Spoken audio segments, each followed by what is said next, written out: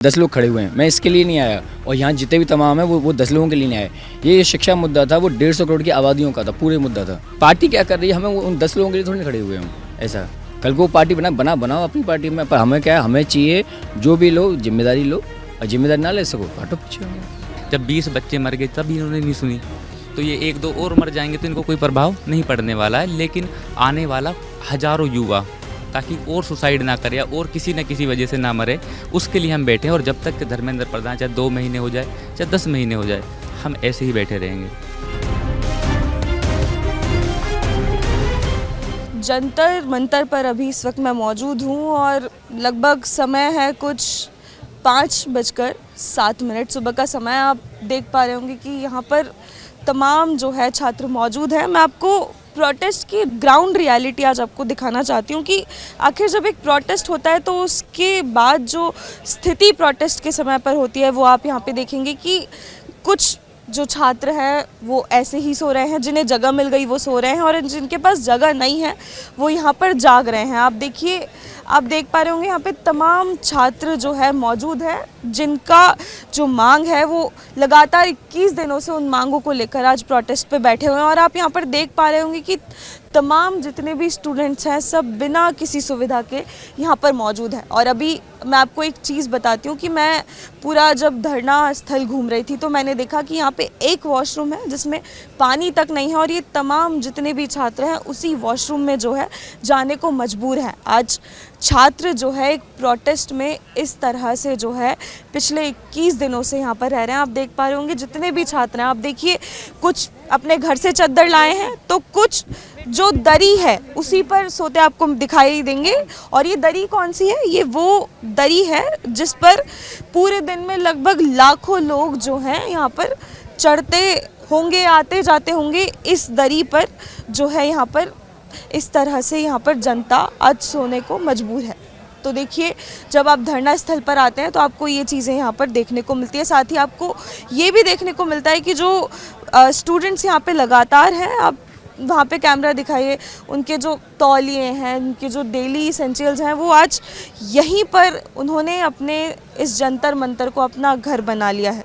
और उनको कहीं ना कहीं उम्मीद है कि ये जो प्रोटेस्ट चल रहा है कहीं ना कहीं इससे उनको जो है इंसाफ मिलेगा और जो न्याय है वो मिलेगा, शिक्षा व्यवस्था में सुधार है। सिर्फ इस मांग के कारण आज तमाम छात्र जो है जंतर मंतर पर लगातार 21 दिनों से बैठे हैं। हालांकि जो भी स्थितियां रही हों, लेकिन आप देखेंगे तो ग्राउंड पे आपको पता चलेगा कि स्थिति बेहद चिंताजनक हो जाती है। क्या नाम है आपका? नाम मेरा तेजवीर है, भरतपुर राजस्थान से मैं बिलोंग करता हूँ और मैं स्टार्टिंग से हूँ और मैं हंगर स्ट्राइक पे हूँ कल से। वो मैं इसलिए हूँ कि मैं संकेत देना चाहता हूँ पानी पे कि एक वांगचुक जी को आप अरेस्ट करोगे, हज़ारों नहीं लाखों वांगचुक जी पैदा होंगे, जिनमें से एक मैं हूँ। पर वांगचुक जी की तो मेडिकल कंडीशन ठीक नहीं थी, पुलिस ने ऐसी तमाम चीज़ें कहीं, तो हाँ। शायद क्या ज़रूरी नहीं था? मैम देखिए, हम खुद चाहते थे, क्योंकि क्या होता है कि उनको क्या 22वां दिन था, अंदर के इंटीरियर ऑर्गन क्या ख़राब होते जाते हैं, हम खुद चाहते थे। पर हाईकोर्ट के क्या ये ऑर्डर थे, मैं खुद उस टाइम उस स्टेज के पास में था जो मैं योग कर रहा था उस टाइम, 6:30 बजे के बाद थोड़ी बात थी। मैम सिविल में आते हैं और सबसे पहले तो क्या वॉलंटियरों को वो धक्का देते हैं, जो आप वीडियो के माध्यम आपने देखा भी होगा। फिर उसके बाद में वांगचुक जी की गर्दन पकड़ते हैं, हाथ पैर पकड़ के एकदम सफ़ेद चादर में लपेटते हुए फिर निकलते हैं और एम्बुलेंस में ऐसे फेंकते हैं जैसे कोई वो लाश की तरह। उसके तुरंत बाद में मैं खुद मौजूद था मैम इसका। उसके तुरंत बाद में यूनिफॉर्म में मेल पुलिस हमारी जो हमारी फीमेल प्रोटेस्ट होते हैं उन पर लात घूसे चलाते हैं, हम पे भी लात घूसे चलाते हैं। वो इसलिए था क्योंकि वो क्या है, जो नेहा दीदी हैं और भी जो हंगर स्ट्राइक हैं उनको ले आने वाले के लिए। तो मैम क्या हाईकोर्ट ने ये ऑर्डर दिया था कि मेल पुलिस फीमेल को मारे, या फिर जो वांगचुक सर जो रिस्पेक्ट डिजर्व करते थे उनके संग ऐसा दुर्व्यवहार हो? नहीं होना है। अगर हाईकोर्ट का ऑर्डर था, ये होने चाहिए थे कि भाई उनको उनकी परमिशन से या फिर एक जो रिस्पेक्ट डिजर्व करते हैं उस हिसाब से चलना चाहिए मैम उसको। तो आप यहाँ पे कितने दिनों से हैं? आज हमको 30वां दिन है। आज क्या मैं आज हमको 30वां दिन है और हंगर स्ट्राइक को आज मैं 23वां दिन है आज। 23वां? हाँ।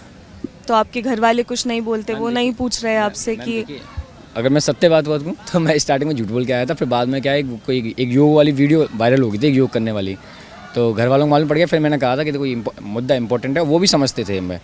तो देखो, अब मैं फ़िलहाल मैं आपके चैनल के माध्यम से निवेदन करता हूँ पूरे देशवासियों से कि इस शिक्षा, आज देश में हज़ारों आंदोलन चल रहे हैं, पर कहीं ना कहीं हमारे देश की शिक्षा बहुत ज़्यादा ख़राब है। इस वजह से ये आंदोलन उत्पन्न हो रहे हैं, है ना। जिस देश की शिक्षा खराब होगी ना, उस देश में हज़ारों नहीं लाख समस्या पैदा हो जाएंगी।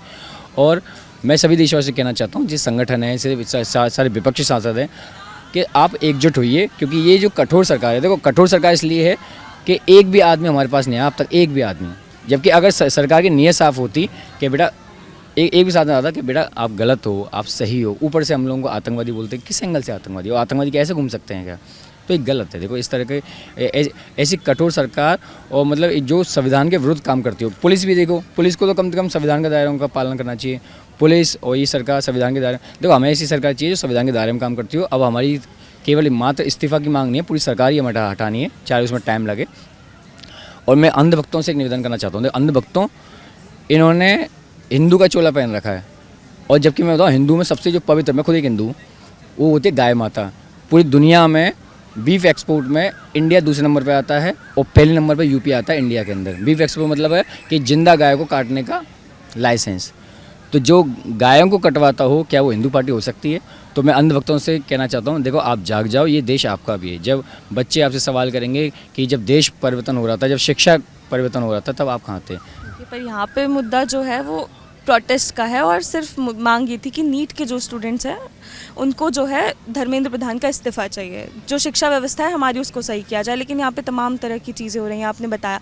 तो आप आंदोलन की बात कर रहे हैं, तो क्या पिछली सरकारों में आंदोलन नहीं हुए? मैं भी यही बात कर रहा हूँ। देखो मैम, अगर मेरी पर्सनली बात करो, क्योंकि मैं है ना हंगर स्ट्राइक पे भी हम, तो हम ये शारीरिक मेंटली हम जो मतलब अब फिलहाल झेल रहे हैं, वो इसलिए झेल रहे हैं, मैं केवल 10 इन जो फिलहाल में 10 लोग खड़े हुए हैं, मैं इसके लिए नहीं आया, और यहाँ जितने भी तमाम है वो 10 लोगों के लिए नहीं आए।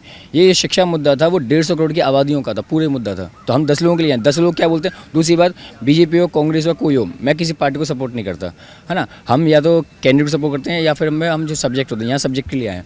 मैम मैं आपके चैनल के माध्यम से मैं कहना चाहूँगा, देखिए कि एक ऐसी सरकार मत चुनो जो संविधान के दायरे में ना काम करती हो, कोई सी भी सरकार हो। और मैम सर देखो देश कैसा होना चाहिए, मैं भी जब थोड़ा एकांत में सोचता हूँ कि मैं योग गुरु हूँ, तो सबसे पहले तो एक कैसा होना चाहिए? हाँ कैसा होना चाहिए वही बता रहा हूँ मैम। सबसे पहले तो एक नियम होना चाहिए, संविधान को तो के दायरे में चलती हो, पर एक नियम होना चाहिए कि जो राष्ट्रपति हो, चाहे वो चपरासी हो, जो सरकारी तनख्वाह उठाएगा उसका बच्चा केवल सरकारी स्कूल में पढ़ेगा, और जो स्वास्थ्य लाभ लेंगे वो पूरी फैमिली, वो केवल और केवल सरकारी उसे। अगर उसने विदेशी का या फिर जो आप फिलहाल ले भी रहे हैं, या विदेशी का प्राइवेट सेक्टर का लाभ लेंगे, तो मैम उनका रिजाइन देना पड़ेगा, तभी ये देश सुधर सकता है। अब देखो प्रेजेंट टाइम में क्या हो रहा है मैम, कि विदेश पढ़ने जा रहे हैं, है ना, सब लोग विदेशी में कोई नेक भी दिक्कत आ जाती है तो विदेश जाते हैं, तो हमारी सरकारी व्यवस्था ख़राब होंगी, है ना मैम। अब 1 लाख सरकारी स्कूल बंद हुए, क्यों बंद हुए? तो इसका रीज़न तो मैम यही है ना मैम। और फिलहाल में 1-2 पेपर लीक होते हैं ना मैम, तो मैं खुद नहीं आता, पर यहाँ पे पिछले 90 पेपरों के दौरान हज़ारों बच्चों ने सुसाइड की है, जिस मुद्दा को अभी तक उठाया भी नहीं गया कि 90 पेपर दौरान अभी तक फिलहाल 22-23 बच्चों पे अटके पड़े हैं। पिछले 90 से ऊपर पेपर लीक हुए हैं पिछले 12 साल में, जिसमें हज़ारों बच्चे सुसाइड किया है, उसमें करोड़ों लोग प्रभावित हुए हैं मैम। तो ये अभी सरकार को बदलना है मैम, बुल्ले सरकार को मैम। और जो भी सरकार आए, कोई भी सरकार, देखो ये सरकार तो बिल्कुल एकदम, क्योंकि सरकार अगर मंशा सही होती तो अपने मन की बात नहीं, हमारे मन की बात करती मैम, ऐसा है।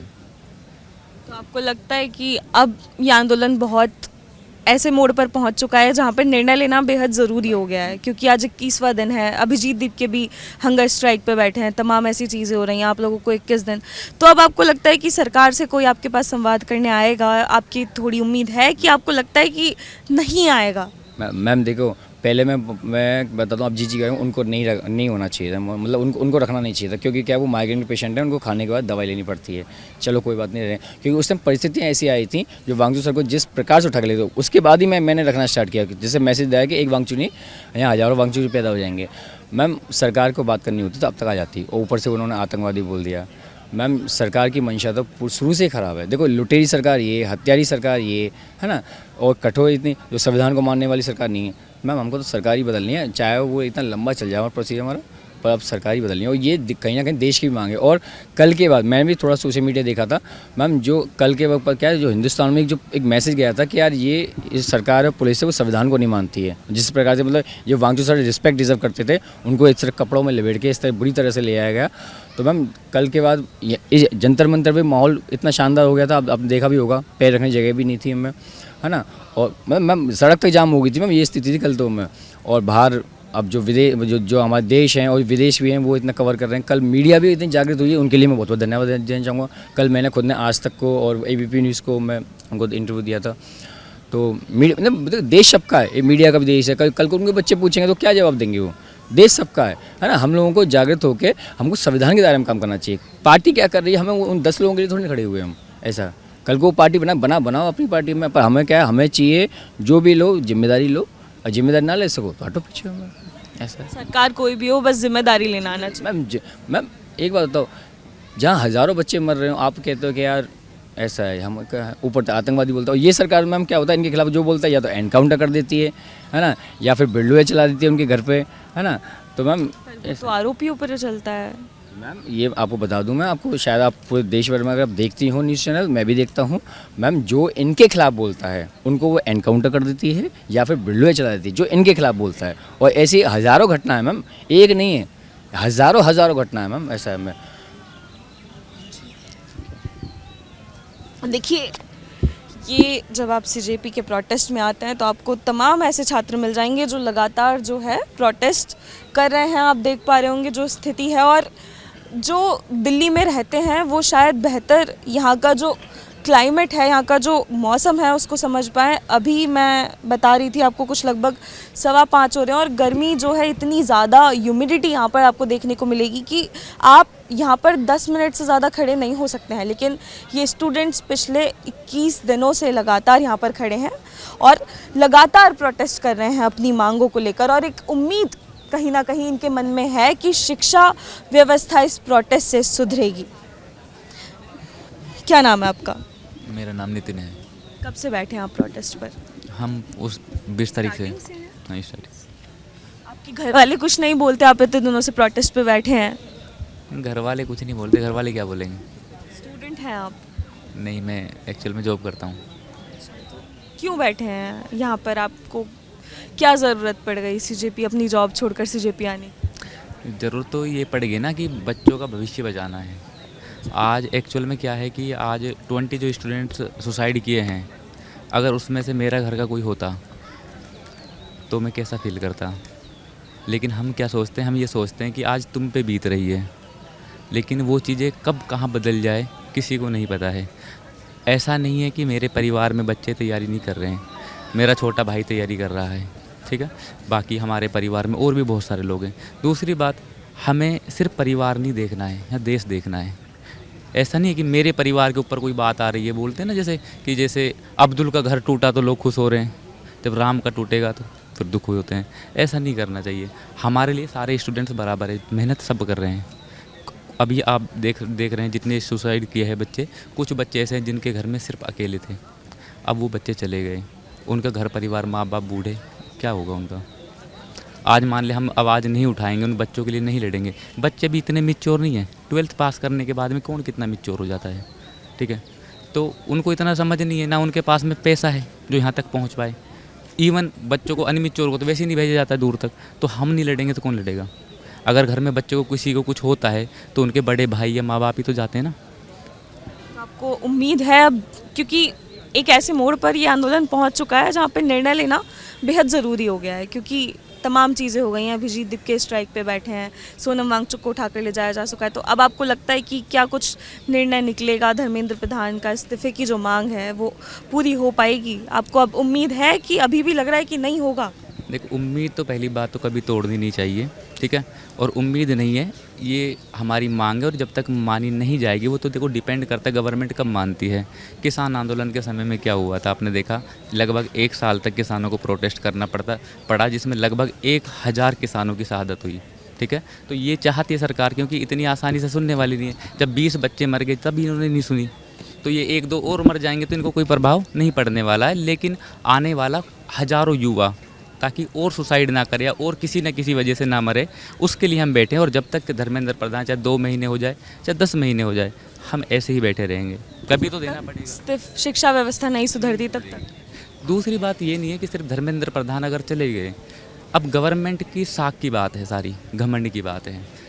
इस्तीफा क्यों नहीं दिया जा रहा? क्योंकि अगर इस्तीफा दे देंगे तो कहीं ना कहीं उनका घमंड टूटेगा, और हम इस्तीफा इसलिए लेकर मानेंगे क्योंकि गवर्नमेंट घमंडी कैसे हो सकती है, वो देश के प्रति जवाबदेही भी होना उसे पड़ेगा। अगर मैंने आपको पार्लियामेंट पहुंचाया है, मैंने आपको शिक्षा मंत्री बनाया है, तो कहीं ना कहीं क्यों बना है, कुछ आप अगर मान लें जर्नलिस्ट हैं, तो अगर आपके अंदर कोई काबिलियत होगी तभी तो आप यहाँ पे लेके चल रहे हो। अब आपके माइंड में अगर क्वेश्चन ही नहीं होगा तो अब क्या पूछोगे। तो आपको पहली बात तो इतना होना चाहिए। दूसरी बात, हमारा ये सिर्फ धर्मेंद्र प्रधान की बात नहीं, सारे जितने भी आप पॉलिटिशियंस या जितने भी आप देख रहे हैं मंत्री आए, कोई भी देख लो आप, कौन सी फील्ड में सही काम हो रहा है। लेकिन ये कोई भी जवाब दे तो कोई लेता ही नहीं है ना। बात तो ये ना, हम पिछली सरकारों में भी आंदोलन हुआ और पिछली सरकारों में भी हमने इसी जंतर मंतर पे ऐसी तमाम चीज़ें देखी हैं कि देखो, पिछली सरकारों में आंदोलन भी हुआ है, तो उसमें अगर आपने देखा जाए तो अन्ना हजारे जी ने भी हंगर स्ट्राइक किया था। तो 11th डे शायद उनका, मैंने जैसा मैं 13 दिन में उनका हंगर स्ट्राइक तुड़वाया गया। बाबा रामदेव के साथ जो हुआ था वो आपको या पता होगा, यहीं पर उनको भागना पड़ा था एक महिला के साथ, वो भी पिछली सरकार में। सरकार कोई भी हो, सरकार साजिश करती है जो उसके खिलाफ खड़ा हो। सिस्टम कैसे बदलेगा अगर सरकारें करें? सिस्टम तो वही बात है ना, सिस्टम में डर पैदा करना पड़ेगा कि अगर काम नहीं करोगे तो तुम टिक नहीं सकते। कांग्रेस गई ना, उसी धरने के बाद कांग्रेस गई थी, याद करो आप, अन्ना हजारे के धरने के बाद में कांग्रेस गई। तो अब इनका भी समय आ रहा है, अगर कांग्रेस उसी तरीके की चलेगी तो कांग्रेस का फिर विनाश होगा। तो वो भी कहने का मतलब है, देश के अंदर कोई भी सरकार है, हमें सरकार से मतलब नहीं है, हमें मतलब है हमारी जनता के काम से। चाहे अगर परिवहन मंत्री है वो अपना वो काम करे, अगर सड़क मंत्री है वो अपना वो काम करे। आप सड़कों की हालत देख लीजिए कैसी हो रखी है। अगर विश्वास ना हो तो मैं आपको ऐसी हालत दिखा दूँ, बुराड़ी का नाम देख लेना, आप सर्च मारना, मैं बुराड़ी से हूँ, बुराड़ी का नाम सर्च मारना और ट्रैफिक की हालत देखना, सड़कों की हालत देखना। वहाँ पे गांव में, मेरे गांव में इतनी बेकार सड़कें नहीं है जितनी दिल्ली की सड़कें हैं। मेरे गांव में इतनी गंदगी नहीं जितनी दिल्ली में गंदगी है। मेरे गांव में इतना पोल्यूशन नहीं है जितनी दिल्ली में पोल्यूशन है। गवर्नमेंट कहती है कि हमने बलसवा पहाड़ कम कर दिया, दुनिया भर के और पहाड़ भी तो बना दिए। आज क्या हो रहा है, दिल्ली के अंदर कूड़ा लेने के लिए गाड़ी नहीं आ रही है। अब कूड़ा जब पहुँचेगा ही नहीं, पहाड़ तो कम हो ही जाएगा ना। देखिए, ये ग्राउंड रियलिटी है और आप खुद देखिए कि किस तरह से जो है यहाँ पर स्टूडेंट्स बैठे हैं। आप देख पा रहे होंगे, आज कल तक इनके चेहरे पर एक जो है कहीं ना कहीं उम्मीद थी और आज कहीं ना कहीं चेहरे जो हैं ये मायूस नज़र आ रहे हैं। और ऐसी ही और कवरेज के लिए बने रहिए मेरे साथ, मैं आपको इसी तरह जो ग्राउंड रियलिटी सीजेपी की है वो दिखाती रहूँगी। तब तक बने रहिए और देखते रहिए रिपोर्ट भारत।